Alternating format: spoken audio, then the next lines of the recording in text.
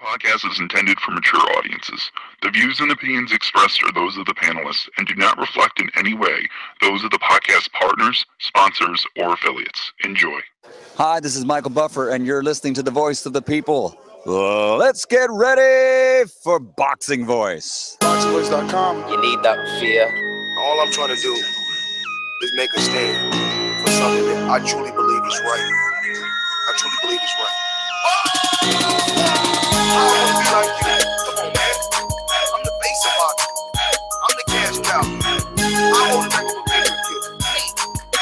My drop, I know my drop, I know my situation. I want to Live production. But it's going to be very difficult for both of us.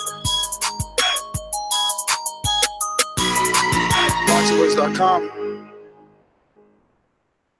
Welcome back, ladies and gentlemen, to another flagship edition. It is Sunday, and we got a lot of crow to serve, a lot of fights to talk about. Big weekend of boxing. We're going to be recapping and discussing the Hughie Fury and Joseph Parker WBO heavyweight title fight that took place yesterday in the United Kingdom. And speaking of the UK, we'll talk about the UK's best promoter right now. Definitely has things, or UK boxing on smash. Eddie Hearn made a smash in the US by acquiring Daniel Jacobs as his first American boxer signee to his Matchroom New York office that will be opening up soon. We'll also recap and discuss Jorge Linares, who took on UK's own Luke Campbell. And then we'll take a trip to San Antonio to talk about the it's the World Series of Boxing tournament that featured Yunier Dorticos. I think it's Dorticos, something like that. The Cuban knockout sensation. We've never seen him before, but now there's definitely a lot to talk about after this weekend. We'll also touch on headlines. Obviously, Donaire got a win. Keith Machine Gun Tapia got a win, and a couple of other news and notes that we will touch on. Until then, I'm going to head on over to my co-hosts, or both, should I say, in the Golden State. Dollar D Beyonce production. This is a beautiful performance against a very tough guy in Michael Johnson. How do you feel about it? Fuck that. Conor McGregor. Boxingvoice.com. You know me, Larry. From a wicked entrance, from a flip over the rock into a knockout. When the main thing is, I just hope the guy. I wish. Boxingvoice.com. Yes, the hipsters here. Haters beware. We had a ton of fights this weekend. Obviously, we also had Oscar Valdez versus the guy that he fought that I have never heard of before. And then Gilberto Ramirez versus Jesse Hart, which was a fantastic fight. Another very close, tight fight where, depending on how you judge fights, you could have saw it a different way. So I can't wait to chop it up with everyone. We have tons of news to get to, tons of fights to get to. So let's get into it. Going to go out to our super producer, Steven Calderon. There'll be nothing but smooth sailing. Hey, what's up, everybody? I like that this boxing season's been keeping us all very busy. I'm excited to hear what everyone had to say about it because I missed the Linares fight, and I've been having. But you know what? I didn't really miss too much of the action because if you're smart and if you don't get to watch the fight live, you can always listen to the Boxing Voice because Matt and Ness chopped it up in the live chat or XCam video, whatever they call that thing, and they did it they did it justice. Except for Ness when he started to fall asleep at the end, but it definitely felt like I didn't miss a beat of the fight. It was very entertaining hearing you guys talk about it and giving me kind of like a live blow-by-blow. Speaking of live blow, we did do a play-by-play for Joseph Parker and Hughie Fury. We didn't see it exactly the same way the judges saw it, but I felt it was an entertaining fight nonetheless. Many times throughout that fight, I mentioned that there was a possibility that, like Tyson Fury, who fought Vladimir Klitschko and did some work that not everyone in the world was content was, Hughie may not be getting the credit that we all thought he was in his boxing style. Where we are today in boxing, it's considered running to have a Islandri Lara style or a Guillermo Rigondeaux style. You know, Crawford flirts with that line, but due to the knockouts that he gets, you know, he really doesn't get any negative press, which is funny because to me, Rigondeaux holds a high knockout ratio, yet he gets the stinker stigma.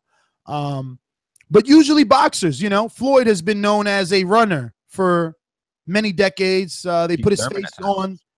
Excuse me? Keith Thurman at times. Yes, Keith Thurman was also like in the Danny Garcia fight. Yeah, he was called the runner in the Thurman in the Thurman Porter and in the Thurman Garcia. Even in the Guerrero fight after the hematoma, some used the word running. Ruben Guerrero called Thurman a runner. So I don't know if the judges have started to hear the rhetoric due to how strong social media is. It's probably hard nowadays for a person like Adelaide Bird or any other judge, you know, Julie Letterman, not to know what's going on in the world that they live in. Boxing is a niche sport. So I'm sure a friend or something can, you know, pass along and share a video. That being said, I did score it for Hughie, but he didn't get the decision. But I was conscious, at least, that I knew that Joseph was pressing Hughie enough, keeping him with his back to the ropes enough that I can see a Harold Letterman type of judge scoring it for Joseph Parker due to the fact that he was the aggressor. He was the one having Hughie Fury's back on the ropes. He was landing punches everywhere, which is something else that I mentioned in the, you know, play-by-play, that while Joseph's work wasn't accurate, he was landing, whether it was the shoulder, the biceps, the hip, it didn't matter. He was definitely digging shots. Wasn't the stylistically the best fight, and coming off of the Andy Ruiz fight, I wanted to see a little bit more. I see his headlines of how he thinks he can crack the Joshua code. Nothing in yesterday's fight indicated that. I also see that Hughie Fury took to social media and said, hey, at Joseph Parker, no one thinks you won, me included. Hopefully you give me the rematch. I don't think that's going to happen. I think they move on to bigger and better things. I was worried, shocked I am to see that Parker did get the nod in Hughie's backyard.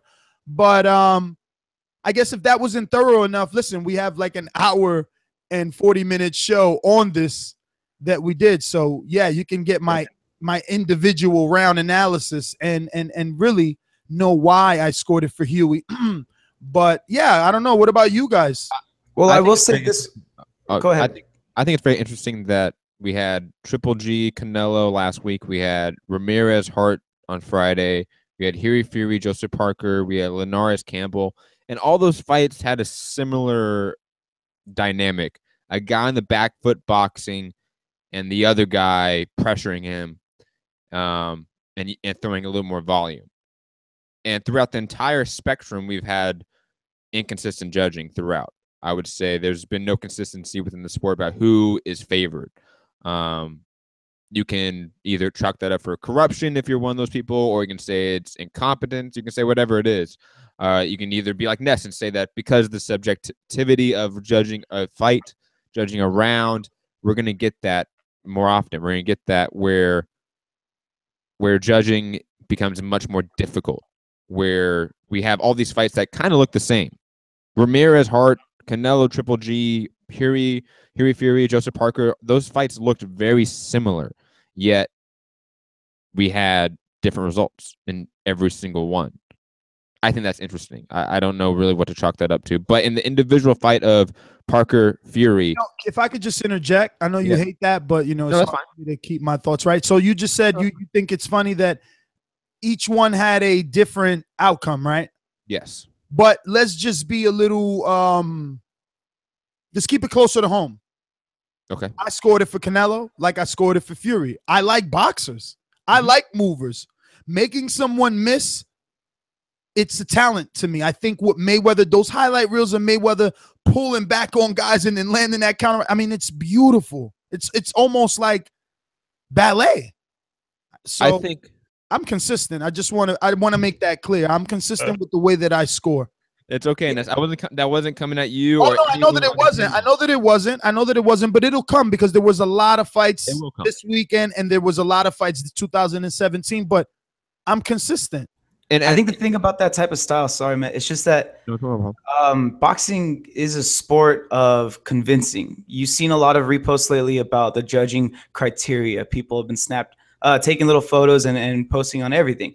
And in that, obviously you get effective aggression and also as well as defense. So with that type of boxing style, you have to convince the judges that you're being effective with it. You have to convince the fans, the people watching at home and the people watching in the stadium, that while you're using that head movement, lots of bouncing on your toes, that it's not only preventing you from getting hit, but that you're able to still do maximum damage to your opponent while using it. And that's kind of where some fighters tend to fall short. If you look at someone like William Monroe's a really good fighter, and he's kind of getting towards that Lara type level where it's like, it's not really worth fighting him. You're not going to look good doing it. Fury kind of has the same thing. His cousin kind of looks sort of similar in the last couple fights.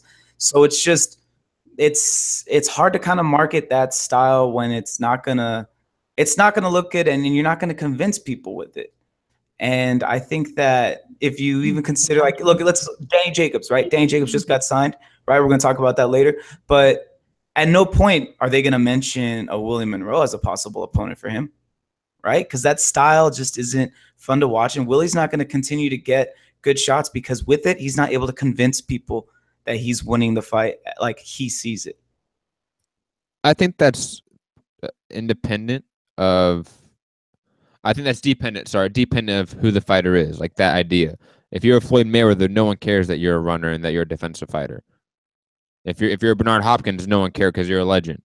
Maybe some did, but I mean, the consensus was we accept you, we accept that you're winning, even though that's your style, and for others, we don't accept that. I think for some reason, boxing fans, media have sort of picked who that's allowed and who that isn't allowed for. Some guys, they can go on the back foot and they can box, and we will give them rounds. Other guys, they don't get that consideration. They don't get that benefit of the doubt. Do you think that also the dynamic of who's the title challenger and who's the champion plays a factor? Because you look at the fight, it's like Parker was the champion and Fury wasn't necessarily ripping it off of his waist, the belt. You know what I mean? He was. Here's the thing. I think another commonality between all these fights I've mentioned that were close, that had similar dynamics, they were highly close. All these fights were highly close. I think we can all agree that if you scored it for Jesse Hart, I wouldn't really say that you're crazy. If you scored it for Luke Campbell, I wouldn't really say you're crazy. If you scored it for Hughie Fury, I'm definitely not saying you're crazy. If you scored it for Canelo or Triple G, I'm not saying you're crazy. So when we have these very close fights that we have two fighters with diametrically different styles in the ring, we're going to get that sort of division within the fan base saying one guy won it, or in the other side saying the other guy won. Because like Ness said, like we've said on numerous shows, there is a philosophy with the sport. Some guys like the boxer. Some guys like Mayweather. Some guys don't. Some guys like a Mayorga. Some guys like a Roberto Duran. And I think there's so many variables. There's so much bias into it. And when I mean bias, I don't mean a malicious bias. I mean just a natural one. Like me, I'm a small guy, so I don't like heavyweights. I naturally don't connect to guys that are lumbering around with no cardio. So that's just a personal bias for me, but that doesn't mean I can't judge a fight. But I don't like heavyweight fighting. Everyone has their personal bias heading into a fight. Everyone has their other variables. And just because you and I and others may know what the criteria is for scoring a round, many people don't follow that criteria. So we're going to continue to get these very close fights, getting very weird scoring, and a lot of people being upset about it. That's definitely what I was alluding to earlier too. It's like if you're gonna have that style, you got to be able to convince people with it. Like Mayweather was able to convince people with it because even if you looked at the numbers, his scoring percentage was equally as high as like his ability to make a person miss. you know. So you have to be able to work with. You have to be able to have a fine balance. Someone like a Rigondeaux, he doesn't have that fine balance, I don't think, because he just it's so predominantly defensive. Like that's the difference between fighters like that and then other fighters that I think are a bit easier like to market. Like Ness said, Terrence Crawford, he's not dominantly defensive. I don't know about that. I feel like we were told.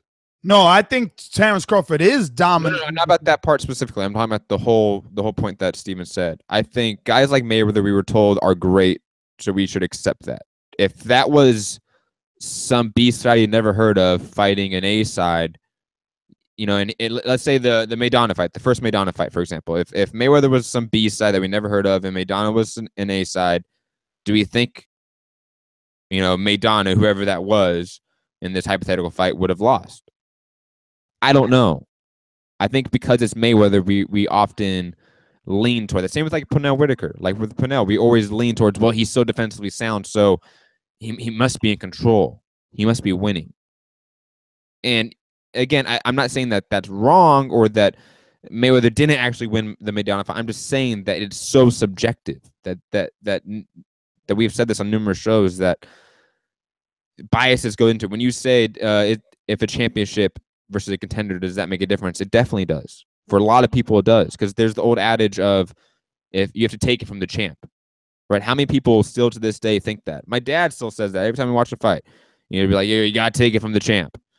And I'm like, Dad, that's a myth. That's never in the rules ever. But a lot of people think that. So again, there's really nothing you can do with these close judges or these controversial scorecards. There's just, unless we completely change the scoring system, there's nothing we're going to change. It's never going to change, because if I was a judge, right, I mean, I'd probably be Alele Bird, right? I mean, I didn't have it as wide, but you know, you like what you like, so you're going to score it like that. That's why Harold Letterman is consistent with the come forward nature and the guys that he likes and he thinks are winning the fights. I mean, it's hard to change a person's you know, likes and dislikes for sure. But Daniel Jacobs, the Miracle Man, and the name is fitting. Yeah, I mean, it would have took. You asked me a year ago, even 2 weeks ago, what's it going to take for an Al Heyman fighter to get a deal, a multiple fight deal on HBO? And I would say it took a miracle, or it would take a miracle, man. And it did. Daniel Jacobs. Now, I wonder how much they paid. Obviously, we won't get any of that information, but it'll be interesting to know how much they're giving him for the what's. It sounds like a 3-fight deal. And it sounds like it's going to be Luis Cubas Aries for the first fight. There's also some, you know, interviews where he says he likes Lemieux, but does anybody really think Lemieux is going to be fighting him in November? I think not. The Rock Nation signed Luis Cubas Aries. Sounds like the fight that they're going to make. Multiple sources are reporting that, and I like that fight. I don't. I know you don't, but that's because you don't know Aries. I know Aries. Aries is a good guy. I follow him on IG. I'm sure you do, but you don't watch his fights, you know, and he's a live underdog. He's a underrated body puncher and power puncher. Most of his stoppages come from body shots, and he's an active middleweight in terms of, I mean, you could call him active in terms of the fights, obviously not the level of opposition. Daniel Jacobs, if we go according to all rankings, he should be like number 3, number 4, and so that we don't argue, at least top 5 middleweight.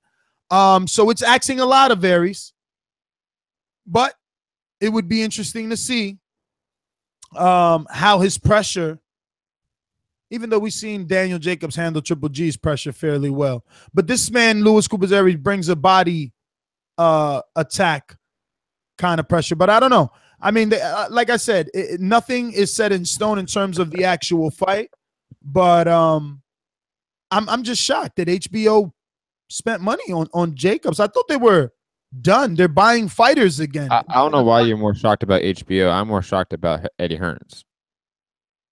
Well, no, I think that Eddie Hearns is the new, technically Jacob's last fight was on HBO. yeah, but Eddie Hearns is the new Lou DiBella, right? Once upon a time, Lou DiBella was the vice president of boxing and HBO, and he left on good terms, started DiBella Entertainment, and had a great relationship with HBO, got a lot of dates on HBO, and that's why guys like Sergio Martinez and Kermit Cintron and others had the ability to get on HBO so often. But, all that switched when Lou aligned himself with Al. And, I mean, let's be honest, Al needs – it doesn't look – I mean, I almost don't want to say these words out loud, but it does look like PBC isn't the PBC of before, where – okay, it does look like PBC is not the WBSS of this year, right? The World Boxing Super Series has the whole PBC thing going on. New ring apron, new corners. They got Hans Zimmer. They got Jimmy Lennon. They have these special lights. So that all the different things that PBC brought on their first year. Exactly. Everything that PBC brought the first year. Now PBC is Premier Boxing Champions, brought to you by Showtime on the banner. So, I guess they needed this. They needed to open that door. There are a lot of fighters, and if you watch the interview that we did with, Eddie Hearn last night, he says, my intentions are to keep Daniel Jacobs active. A fighter like that needs to remain active, no minimum than 3 fights a year. And he said, as soon as this announcement was made, a bunch of American fighters started contacting me via phone, text, and DM saying, can they get a part of this? The problem with that is he said these words: I don't want to sign a bunch of fighters, then I can't keep them active. And that's what Al Heyman did. He signed a bunch of people. And I mean, when's the last time Laura fought versus the rabbi, right? And then now he's fighting Gachet. And when we talked to him yesterday in Texas, he tells us, I don't know what I want to do next. First, I'm going to win this fight, and like I always do, go on vacation. That just sounds like a guy content. He's content, He got that Canelo money. He got a lot of money. And very quickly, first off, Daniel Jacobs with Luis Aries, that's just a whack fight. I'm sorry. I think anyone in the top 5 coming off, and let's be honest, Daniel Jacobs is top 3. Coming off a very close loss, Triple G, where some people, including myself, gave him that fight. Him going outside the top 10 for a fight, I'm not happy about that. I think it's kind of pointless. I think it's a major step backwards. There's no... Can I interject? Are we 100% sure that Aries is outside of the top 10? That sounds a little wrong. Triple G, Canelo, Daniel Jacobs, David Lemieux, Ryota Moreta, Rob Brandt. Rob Brandt's no longer there. That's right. Rob Brandt moved up. Good point. Hassan Nadam. Who else? You want to throw maybe like a Jason Quigley up there? I think he. If you're gonna throw Quigley, why can't you throw Louis Kubis Aries? Quigley's biggest win was Tapia, and he just got it, and he went life and death. Who's Aries' biggest win? I don't know. His last fight out and all his fights, he looks good. That's great. Like you guys tell me eye test. Andy Ruiz looked great against a bunch of people. Andy Ruiz looked great against a bunch of people. Then fought Joseph Parker and lost. To the fighter, I guess. No, there's guys that pass the eye test, but again, that's just passing the eye test. You know what I mean? Like to be ranked, you need to beat guys. Pull up his resume, bro. Hold on, just real quick. Okay, so Ness, I got it for you. Because this kid's been fighting. Jamal Charlo's definitely ranked above him. Louis all right, you're still scratching at the bit to get 10 people in the list, man. Let's use our fingers. Come on. Canelo, Triple G, Daniel Jacobs, David Lemieux, Endom, Toyota Corolla. Who else? Charlo. He just got there and he fought Highland, but okay. Also, Eddie Hearn said that he didn't want that let's fight. be honest. His resume is much more. That's what you're basing it on, though. You're basing it on eye test and what he did last year, not what he done in the division. So all I'm saying is to not. Sergey Derevchenko. Billy Joe Saunders. Andy Lee is still ranked number 7 in the You got rings. one more. You middleweight. got one more you could fit in there. Centennial, Willie Monroe, Andy Lee. Hugo Centennial because he beat up Aleem. When a fight ago, we were high on Aleem. We were high on Aleem. When a fight ago, we wrote him off. You and I. Yes. You and I. Yes. And then you come back after a big win. That happens. Okay, but he took a loss. So and again, hold on. Again, what about your boy Sergey Derevchenko? We put him in there. We put him in the list. Hold on. Time out. I can easily name 10 guys. I think I have named 10 guys that could be ranked above Luis Aries. No, you named 9. And then you start saying Centennial. Hold on. Canelo, Triple G, Charlo, Jacobs, Saunders, Dave Lemieux, Daranchenko, Hassan Nadam, Centennial, Andy Lee, Willie Monroe Jr. No, you just threw Andy Lee now and Willie Monroe. And Willie Monroe just lost. That's 11. Inactive. But Willie Monroe is more proven in the division. Willie Monroe just lost, so he's not even in the running. Automatically outside the top 10. Daniel Jacobs just he lost. doesn't drop top 10. Daniel Jacobs just lost. Is he outside the top 10 now? Steven, it's not about dropping top 10. It's about he just lost. There's no way they're going to put him on HBO in November. There's no way. Willie Monroe Jr. is definitely ranked above Luis Aries. I said there's no way they're going to put him in the fight in November. I'm not talking about who these guys. I'm not talking about any of these guys fighting Jacobs. I'm talking about Luis Aries being outside the top 10. And I'm talking about, hold on, I'm talking about a top 3 guy in the division coming off a controversial loss, taking a guy outside the top 10. I, for one, usually do not like that. And I think it could be argued that he's outside the top 10. You threw Andy Lee and Monroe. You know? And then you threw Centennial. You're just naming names not to give Aries a chance. He's legitimate. He's earned his way the hard way. He has definitely not earned a Daniel Jacobs fight. Yo, he earned the fight on HBO. If they choose to put him in there with Jacobs, that's their fault. Fight on HBO. He has fought on pay-per-view. I've seen him fight live. I'm saying he has done nothing to deserve a fight with a top 3 middleweight. What has he done to deserve a fight with a top 3 middleweight? Maybe not a top 3 middleweight, but that's what top 3 middleweights do when they're coming off a loss. They want to tune up. That's great, but I don't think Daniel Jacobs is one coming off a bad loss. I think he's coming off a very controversial loss. And if I was Daniel Jacobs, I would capitalize on it as much as possible and fight a top contender and get yourself back in the mix as fast as possible. Or at least someone with a name where you can get some more money. No offense to Cuba, but that's not a big name. Like Andy Lee's a bigger name than Cuba. You can't think Daniel Jacobs versus Luis Aries is a great matchup. I don't think it's a great matchup, but it's a good matchup. It's a decent matchup. Aries earned his shot. You definitely cannot say that. And he's definitely arguably top 10, especially if you're going to be throwing names like arguably, but I don't think he is. Aries' last fight was in it was June. On the Ward fight. It was Arif Magomedov. Yeah, undefeated. That dude was undefeated. Yeah, and he knocked him down once in round 5, TKO and to the body. And we watched that fight live. He did hella good. Also, just to note, BoxRec says on Cuba's schedule that his next fight is 11-11 against Daniel Jacobs.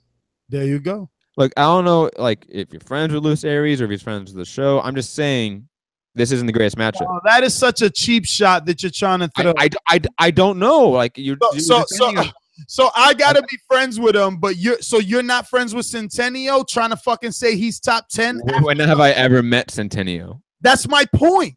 That's my point, because you're making a case for Centennial. Am I saying that he's your? I was just trying to name guys that could be ranked above him, and I've ranked at least 13. I've said 13 guys that could be ranked above him. No, you said 9, and then. Oh my God! You want me to add Jason Quigley in there too? Because you counted, I've counted him at least 2 times, and you keep leaving him off. Again, if you're gonna say names like Quigley, and he's more proven, all those are the same name, bro. They're all the same name. Quigley got what? 11 fights, 12 fights. Come on, you're bugging right now. So, and again, I would not like Daniel Jacobs fighting any of those guys. You don't seem to understand my argument here. I don't want Daniel Jacobs to fight those guys, brother. I don't want Daniel Jacobs to fight any of those bottom top 10. Top 15 guys. I don't want those guys. Well, that's not HBO isn't Showtime. You know that. That doesn't mean all the time. I don't care about what HBO is. I care about what I want, and as a consumer, I want to give my opinion. That's what we're talking about. I understand, Ness. I'm telling you what my opinion is. Well, my opinion, when you say Daniel Jacobs versus Luis Aries, I'm gonna give my opinion on that, regardless of if it's realistic or not, or if it's gonna happen. I am still gonna give my opinion on it because this is a talk show. I just don't think calling it a trash fight is cool. It's a whack fight. I say it's trash. It's a whack fight. Whack, trash, doesn't matter. All the same thing. I think he earned his shot. Especially the hard way for that. Especially the hard way with a promotional company that barely gets some television fights. Who has he beat to earn that shot? He earned that shot. Who against who? Like he said, Sharif Magnomed. Who? How he touted. Okay. Eastern European guy, had a lot of press on him. People thought he was a knockout artist. Okay. And he's got other names. I told you when he was like, you just want to argue. It's fine. When he was like 7-0, he beat Donnell Livingston. I can't even believe that. So that's great. Anyway, moving on. We got. Excuse me. So that doesn't earn you Daniel Jacobs, but no, it doesn't. I mean, beating Emmanuel Alim earns you Daniel Jacobs in your eyes. I didn't say he deserved that fight, but if you want to keep forgetting what my argument is and misrepresenting what I say, that's fine. All right, Jorge Linares. What a champ! This fight, I wasn't really impressed with Linares. I felt like Luke Campbell was what we're talking about. Luis Aries, a up and coming prospect, really unknown. You know, maybe one name on his resume to show that he may or may not be on that level. And I think that Linares played with his food is the best way that I can explain my analysis of this fight. I would have liked to see him be a little more dominant. I'm not saying that he needed a stoppage, but he did a lot of in and out work. Even the telecast was complaining, saying that this was his older style where he's tentative and not really a committer. And I can see where they were coming from with that because, you know, he would do the occasional flurry here and there. But I think that Luke did a lot of good work with his jab, or at least good use of his jab to kind of maintain Linares on the outside a lot in this fight in different spots, never really consistently, obviously. But Luke Campbell impressed me. He had a lot of confidence, you know, up until the knockdown. But the knockdown only made him a little tighter and on defense and stuff. But it did make him a little less, you know, active and more timid or tentative. I mean, it was a decent fight, but I just expected so much more. Linares is always so heavily touted as this great technician and all this stuff. And I just expected to see him doing more than just landing shots on the gloves of Campbell. You know, I wanted to see more of that knockdown. I think Campbell just really overperformed.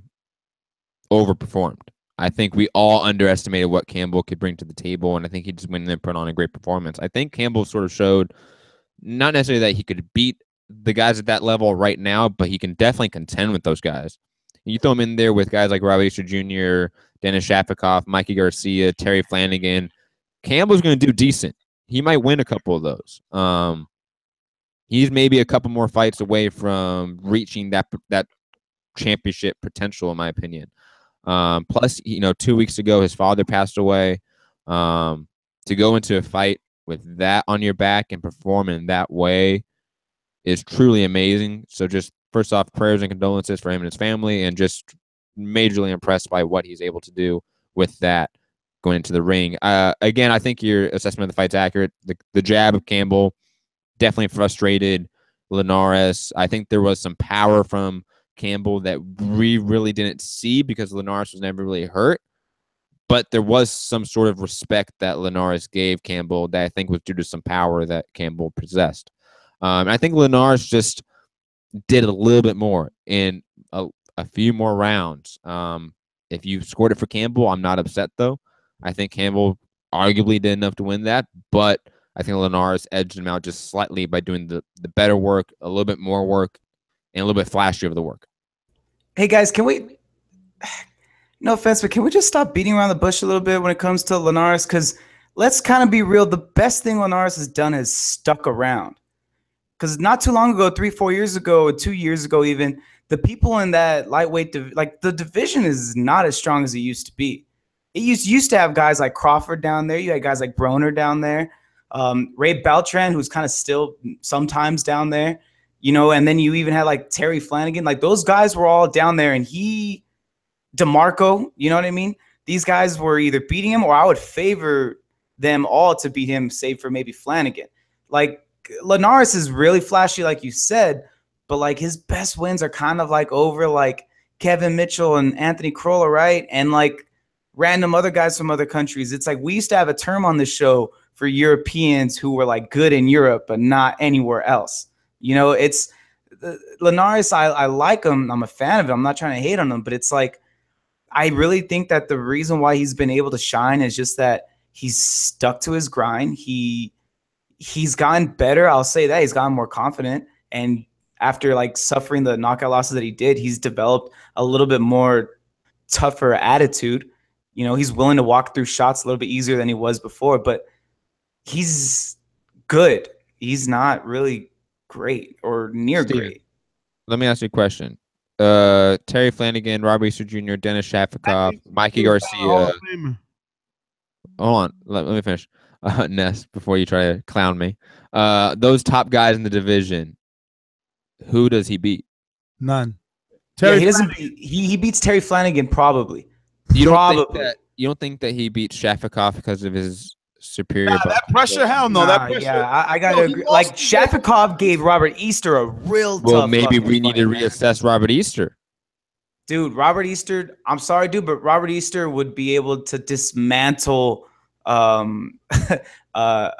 Linares with his reach advantage and his power behind the right hand. He's the way he's able to set it up, dude. I'm sorry, Jorge Linares is good, but it's like you look at his resume, it leaves you wanting. It's like, okay, this guy's the best in the division because he's been there longest. Forget the resume, Steven. Look at the fight. I mean, just with Campbell keeping that jab at bay. Like sometimes he would keep fully extended as a joust.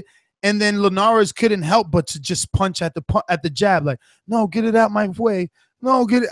I was like, yo, he's panicky as hell. Is he gonna do something? It was just a lot of wasted movement, a lot of wasted. I wouldn't say panicky. A guy like Shafikov would bring pressure to him that he doesn't like. Listen, he does great against small guys with pressure.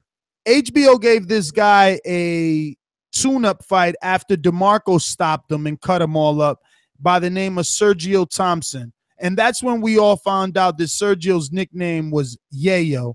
And Yayo put the hands on Linares. And he beat Linares off of HBO. This was Linares' welcoming back to HBO. But you know why? Because they want to keep him long enough for Mikey to whoop on that ass.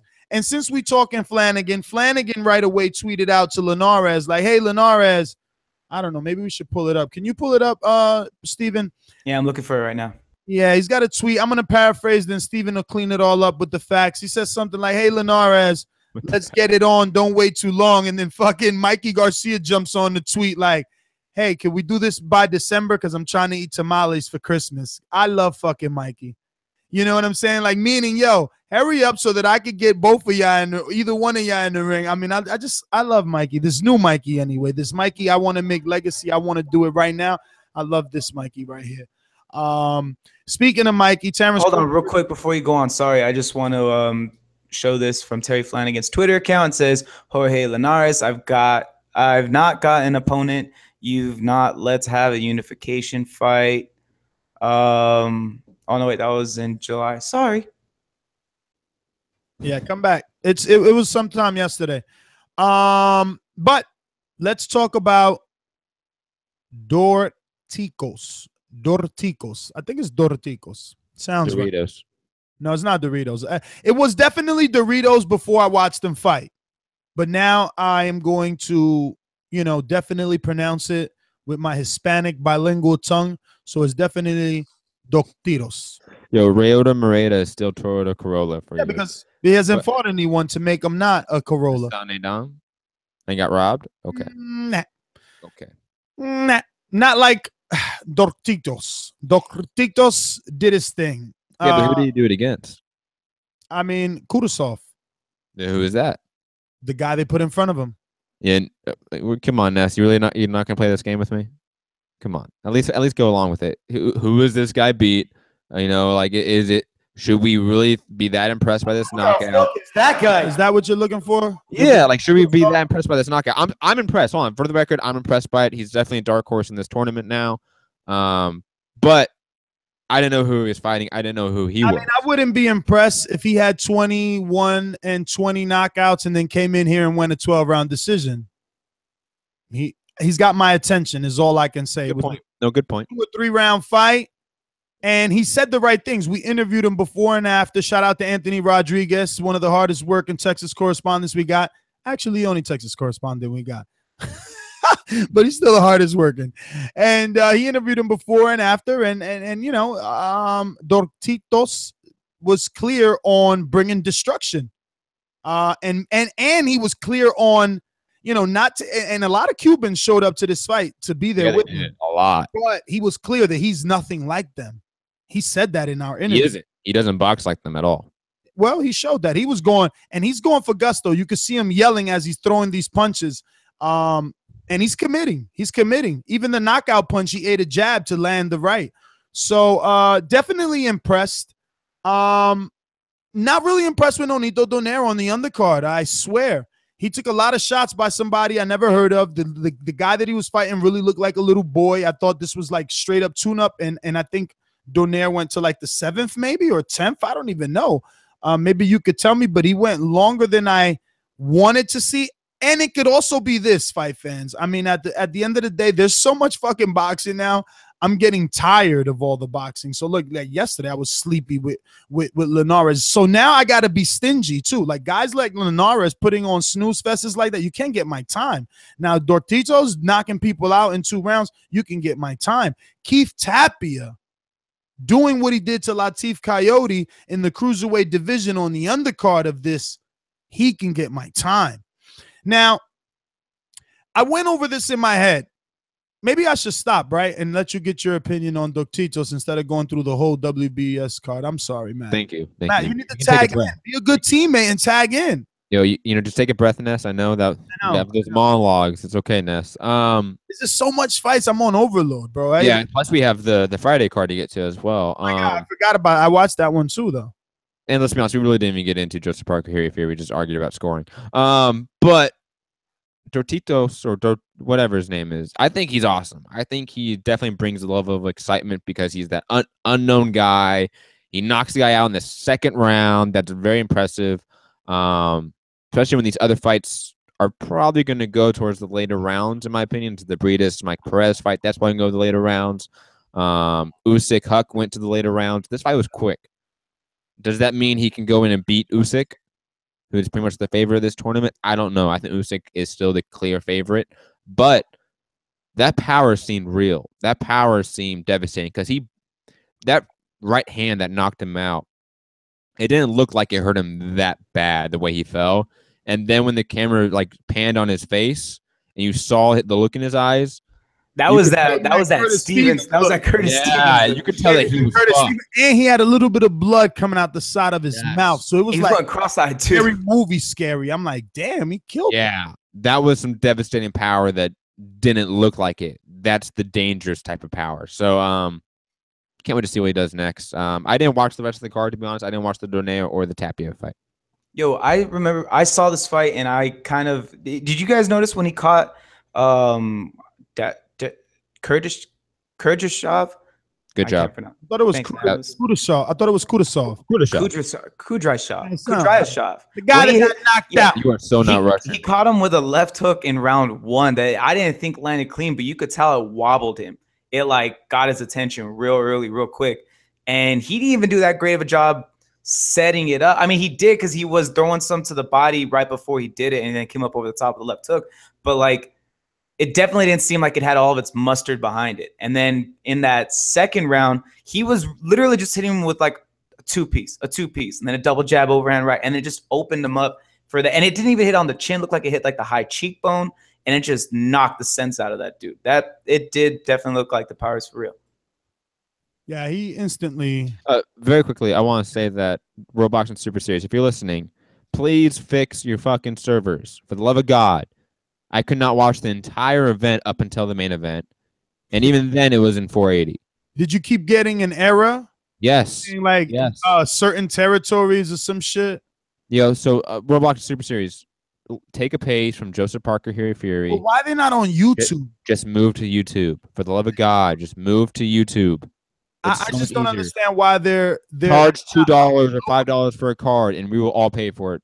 No, Matt, look, they're not even charging. They're not even charging on their website, right? But the thing is, their servers can't handle the traffic. So use the embedded YouTube player. Yes, just use it. You'll still get people to your website. Just use the fucking player because, yeah, it was bad. I mean, I had to watch it the next day on a YouTube Russian stream, which was okay because no, because my ears were able to draw into the Hispanic, and that was the trainer of Keith Tapia. So throughout that fight, it was perfect. I could hear him giving Keith Tapia instruction and Keith Tapia following it to a T. He looked so great last night that I said, damn, who the fuck beat this guy? And then I remembered it was Andrew the Beast Tabiti. And I'm like, wow. How good is Tabiti then? Because, this guy, he handled Latif Coyote really good. Did you watch this fight? No. Damn, none of you guys. Well, I couldn't watch it. The stream wasn't working. No, it's on YouTube. I hope some of the listeners can check it out, bro. I mean, he really, really outboxed him, but not in a Hughie Fury Canelo way. He boxed them in a Crawford way, like really putting some mustard on those shots. And I mean, they had these things like they would say little codes, and well, not codes, but it was just Spanish, but not exactly full sentences. And he was like, El Explosivo, which means explosive, right? And fucking Tapia would just drop and just give him like 2-3 straight left hooks to the body. He looked really good. He landed a straight right hand at the very end of the bell, sent Coyote down. He was extremely hurt from that. They had to even do the whole fucking driving while you're drunk test on him. Come forward, walk left, walk right. He got saved by the bell in every sense of the phrase. I'm telling you. Tapia looked good. Now, I will say there was a lot of times that not a lot of times, because I questioned to myself, how are you going to phrase this? Because I don't want anyone, I don't want to take away from how good he looked, but he still did stay in danger longer than his trainer wanted him to, right? You would hear his trainer sometimes tell him, like, get out of there, and another code was like, yo, what the hell would he say? I think he would say, look pretty, lúcete. So, that would mean like Tapia would let his hands go instead of from the traditional high guard, which he had tremendous success. His jab, he's been working it. And I felt bad too. I know Flex Senquez, which is his previous trainer, doesn't look like that was Flex in there. I mean, I could be wrong. I had a very shitty YouTube stream, something like 480p. So I could be wrong. But it didn't look like Flex. It didn't sound like Flex, but it is, someone who's obviously the same complexion as Flex and both talks English and Spanish. But the combination of the two was great. He did an interview with us with Anthony Rodriguez in Texas, obviously, and he mentioned how good and comfortable he was with the trainer, but didn't say the name. So I don't know. But he was happy with his performance. You could check out, obviously, all the post-fight interviews to all the fights, both Linares, and we got interviews with Eddie Hearn speaking on the Daniel Jacobs signing. We got a great interview with Luke Campbell and Dorticos. Why am I pronouncing it like if I'm white? Dorticos? I don't know. Maybe I just got to hear him say it, right? But yeah, man, definitely got a lot of post-fight interviews on the YouTube channel. And I just wanted to shout out Keith Tapia. He looked really good. So I guess we should talk about Ramirez, right? That's what you want to talk about? Matt is like dying to talk about this. Because you go to their gym or what? No, I don't go to Ramirez's gym. Ramirez trains in Mexico predominantly. Valdez, I've met a few times. He's a very nice guy. First off, KO'd or Latif KO'd. He hadn't fought in 2 years. I want to put that out there. Not saying that Keith Tapia didn't do great, but I haven't seen the fight, but just want to say this was meant to be a showcase / tune-up, coming off that Thabiti loss. I don't know, man. If it was a showcase, I don't think that Freddie Roach would still be his trainer. Freddie Roach doesn't really have fringe contenders, right? Like, look, Ruslan's gone, and if he comes back, he's not with Freddie, right? Coyote's we don't know about that. I don't know about that. Yeah, you're right. You're right. I don't know. But anyways, that was just a very quick, side point on that fight. Shout out to Keith Tapia and Onito Donaire. Though you're trying to shit on Tapia and the way that he looked phenomenal. I didn't see the fight. I'm not seeing the fight. I'm just addressing the matchup. We can address Valdez because you're the one that you say I have a bias towards. Valdez looked like shit. Valdez, he's always getting in wars with lower level. He needs to stop doing that, man. Yeah, but that's why he's just one of those guys who just loves to fight, though. Like he does. It's annoying. I think he's one of those guys who get bored. Yeah, he'll get bored if he boxes. He will get bored, but I think the Ramirez Hart fight was arguably the fight of the weekend. I think that fight was entertaining. It had a knockdown. It was close. It was controversial in scoring. Who said it's controversial? Because I heard you say that earlier, and I'm like, yeah, I'm gonna fucking go in on Matt with this. How was it controversial? Ramirez, I saw some people scoring it for Hart. Ramirez pushed that entire fight, plus got the knockdown.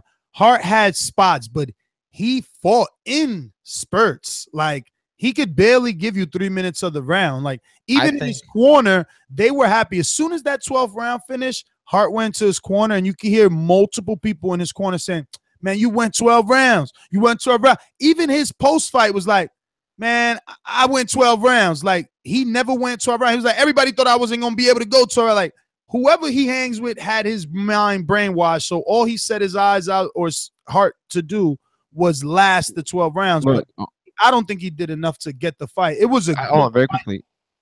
I don't think he won. I want to make that very clear. I thought Ramirez won, but I saw people score it for Hart. I can see how someone can score it for Hart. And just with the theme of the past week and a half, come on, we've talked about it. You can see a scorecard for Jesse Hart. I may not agree with it. You may not agree with it. But to say it's impossible, I don't agree with. I may be hyperbolic and too quick to say it's controversial because that's equating it with Triple G Canelo's controversy, and that's not true. They're not the same. But I thought it was a close fight. It was a fight that wasn't supposed to be close, and it turned out to be very close. I guess I can see what you're saying, but like putting it in comparison to the Hughie Fury fight, right? And Parker, that was much more controversial. And Parker being Gilberto Ramirez, right? Like Ramirez is Parker in those fights. So I think Ramirez was way more accurate than Parker. I think when he was applying his pressure and putting his man on the ropes the way that Parker was, I think that Ramirez was actually landing big shots. Don't get me wrong, what's this kid's name? Jesse Hart. That's right. Hart would have the occasional uppercut and then followed up with a big left hook or something, but he could not sustain the pace of Ramirez. Ramirez was letting them hands go. He was letting them hands go. He was hurting. He was hurting Hart. Hart was clinching a lot. Ramirez didn't want to clinch. Ramirez, they can market him. He's going to be able to be one of those guys because he is a fighter. He's not going to stop fighting. He might not have all the talent in the world, but he grinds it out and he hits hard. He hurt Hart. He hurt Hart. He dropped Hart. Hart hurt him too. I know Hart. He's going to have to go off the reservation to get a rematch, right? He's going to have to, actually fight in his fucking division. You know what I mean? He's been over there with Top Rank getting all these Philadelphia fights, the Sean whoever's that he's been fighting for so long, just waiting for this title shot. Before Ramirez, it was supposed to be Abraham, but they gave it to Ramirez first. Now they gave it to Hart. But he should not get another title shot until he fights some other 68-pounders that we know. They've been keeping him undefeated for a while. Now that he lost that let him go. Push him off the fucking bird's nest. See if he could fly. Let's put him out there. Maybe a Jay Leon Love. No one really likes Jay Leon Love. Let him get him out of there. But he did well. He's got to work on that tank. And it's tough. I know that's one of the toughest things. It's either road work or God knows what. Some people just don't have it. But You got to work on that tank because Ramirez was letting those hands go. If not, it's gonna take for him to be a little more defensively sound, so that when he releases, he brings those hands back home quick enough for someone not to land, because Ramirez landed. I was impressed with Ramirez. This is 2 fights now too. You know, dude, Jay Leon Love fight with him though would be ugly, real boring. I mean, I think that Hart is aggressive, but again, Ramirez was just more resilient. I think that if you allow Hart to push you back, he'll be the bully in the fight. And he's athletic. He tried everything. Even after not getting knocked down, he got up. I mean, he fought a tough fight. I definitely was impressed with the way that he got up from the knockdown and continued to fight on. Like, I thought that Zurdo was going to be able to get him out of there. Do you ever kind of feel a little disappointed in Ramirez, though, in his inability to finish an opponent? Like you said, you kept bringing up, like, he fights, he grinds it out. But I don't it's think like he's the biggest power puncher. That's why. I don't know, man. He caught but it wasn't a combination of punches that knocked Hart down. One punch, and it was a really good uppercut.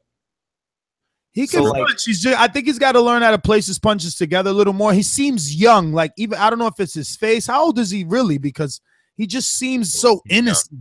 He's young. But very quickly, I think that Gilberto Ramirez is sort of like the version we all wished Chavez Jr. was. Dude, that's what I think when I see him, man. It's like that's what you would wish. Hell yeah, right? Like he's that Mexican pseudo brawler that can box a little bit too. You still don't know though, man. I mean, Chavez at the end of the day, he beat the Jesse Harts of the world. Is when he started mixing it up with the upper level of the opposition. You know, I think Chavez could beat a fucking Arthur Abraham, please. Like, I don't know if Gilberto Ramirez beats a George Groves, a James DeGale, a David Benavidez. Like, those are going to be very tough fights for all those guys. Let's be honest; those are all very close fights. But those are the fights that we need to start seeing. It's those matchups, those top 5 guys together. Hopefully, this tournament sort of clears up some of this division a little bit. We either get a Eubank or a Groves being the champion of it, probably. And either Benavidez or Gilberto Ramirez fight that guy. I think that this division can get cleaned up and consolidated very quickly. Yeah, man. Yeah, he's 26 years old. I remember meeting somebody once right after he beat Arthur Abraham, and I was super impressed. I was like, whoa, he went out there as a young guy. He had a game plan. He stuck to it. He followed it. I thought it would be a close fight, but it really wasn't. It really was him just boxing. You saw him not just doing his workman-like style. He was actually jabbing and moving and slipping punches. To me, it showed that other gear that we talk about on the show a lot, that a fighter needs to continue to progress as a champion. But then I met somebody not so long after. They're like, yeah, he's trash. And I was like, how are you going to call him trash? Like, he just showed another level to his game plan. But I think about that every time when I see him, because you do feel that, like, that's why I asked you guys, do you feel a little bit of disappointment when you watch him, like his inability to kind of finish guys he probably should be finishing? For me, I said it in the preview show. I felt that, remember, I said Hart was going to be a difficult fight. I know people didn't know Hart because he was a local fighter here in the tri-state area, didn't get much TV time. But he had the pedigree, father Cyclone Hart. And he's from Philly, so he was tough. And he definitely showed some things and some vulnerabilities. I mean, Ramirez is definitely subject to the uppercut. This guy Hart was killing him with that uppercut all night, but it was just one uppercut. So many other fights. Our Venetian fought, Abraham Lopez, Manuel Avila. A lot of guys fought, man, all over. There was another one. Nico Hernandez, the Olympian, fought as well. Zilly Zhang Bang again. This guy's staying more active than he fought again. But yeah, I think that's about it, unless you have any other headlines that we're missing. No, I'm pretty sure we can go to the sponsors and the callers. Yo, Nonito Donaire did not look good. I was watching the fight during the show. No bueno. Yeah, I said that. I mean, he got the stoppage, but he went a bunch of rounds with a little boy. That was a little boy. When I seen the kid, I'm like, wow. I felt almost bad for the kid, but then the kid lasted so many rounds. Donaire, he's still looking for the big punch, man. We did an interview with him before the fight. Shout out to Anthony again, and he said he was changing his style, but he didn't. So we'll move it along. Yo, he didn't get the stoppage. That dude went 10 rounds with him. Did he? Yeah. Well, that's why I remember looking. That's why I remember being like really disappointed. Like right now, I saw it and I was like, okay, when's the knockout? When's the knockout? And I skipped to the last round and then it went the full distance. And I was like, oh wow. Man, I must have fell asleep because I remember the YouTube being off, and I'm like, oh well, I guess it stopped. Sad. I mean, coming off almost a year of inactivity, it's too bad because I mean he's a little older right now. So, but again, that type of tune-up, the kid looked very young. So I was just like, all right, this is a lot of inexperience. But then the kid was hanging in there. He was hitting Donaire with some good shots. Yeah, that kid is 24, and but what does his face look like though? That's what doesn't he look like so young? He's like a baby. But anyway, let me get to the sponsors. These calls are brought to you by shit. Actually, we don't even got Blog Talk is down. I forgot to say that. So there's no calls. We can't even take calls. Skype? No one on Skype? No. Well, Alexander, a couple of people were there, but they in and out. You know how that is. Mm-hmm. Early night, movie night, date night, cake night. Cake? Wait, no, we're not gonna break a diet. We're not Alexander Doomsday Lions. Whatever. Yo, no BS though. I lost 10 pounds in the last 2 weeks. We don't believe you. You need more people. How much do you weigh? 180. Nah, 188, dude. I was at 198, and I'm at 188 now. Damn, Steven, you put a lot of weight on your shoulders, bro. How much do you got to lose by January? Just like 23 more pounds. Yo, you know I found flights today for from Philly to LAX, Matt. 202. That's not bad. That's fucking insane. That's pretty good. Yeah, you gotta jump on. You're never gonna find something that cheap again. I'm never gonna find it. It's probably not there anymore. I guarantee you, it's not there anymore. No, of course not. But I got that app. That little. I would say the name of the app, but then a bunch of you guys are gonna download it. And it's not the greatest. They need to let you check all airlines. It only fucking does United and American. But I guess you could use Kayak the same way, you know. So I just watched that particular flight that I wanted to do, and I've been getting alerts on the prices. But yeah, man, Blog Talk is down, bro. So I guess we could, if you want, final thoughts. They're gonna have to just love your thoughts this time around. Final thoughts. I know I'm getting some hate on the YouTube live chat for saying that a lot of these fights have been close the past week and a half. Yeah, because you're mad. You're being political, man. You want to be politically correct. You want to remain friends with everybody. You know what's sad is I'm a little bit inconsistent today. I'll be honest, because I think it was yesterday, the day before. I was very adamant that there is a level of objectivity to scoring, and the fact that we get these really wide scorecards is ridiculous, and they should not be happening. But it doesn't mean I can't see somebody scoring a card for Canelo, or for Triple G, or for Parker, or for Fury, or for Campbell, or for Linares. And if you can't see that, I don't know. I mean, people are going to be opinionated and have their beliefs, but I agree to disagree, I guess, for everyone in the chat that doesn't like me saying that these fights are close. And I can see scorecards ranging from 7-5 to either person. But I'm Matt Hipster Hunter. You can find me at Mixed Combat News on Twitter, Matt Hunter TBV on Instagram, and my MMA podcast, Mixed Combat Radios on Patreon, SoundCloud, YouTube, iTunes, etc. P.S. or peace. P.S. Who you writing a love letter to? Yo, man, I'm tired. Bro, what are the last X's and O's about? Yo, it's to you, Stevie. Don't worry about it. Thanks. Feel special. Yo, come visit me sometime. My final thoughts. What's up? No, go ahead. Final thoughts are that WBSS tournament is turning into something really amazing. I think that Zerto Ramirez, I don't have final thoughts on Zero Ramirez yet. Like he's still, I'm still waiting to be super impressed by him. And the Venezuelan isn't that great, and I can never remember his name. Like that's bad, right? Jorge Linares. Like I can never remember. I can never remember his name. I was just thinking of him as the Venezuelan. I think he's kind of overrated, and yeah, that's about it. And I am your host, Nestor Gibbs. Make sure you subscribe to us on this YouTube channel. Drop us that 5-star review on iTunes. Helps with the visibility of the show. And if you're watching this in the future, present, past, hit that thumbs up. Catch me on Instagram and Twitter at NestGTO. Follow my vlog at patreon.com/Thaboxingvoice. I'm releasing my days in Puerto Rico pre-Irma. Check it out. Do say.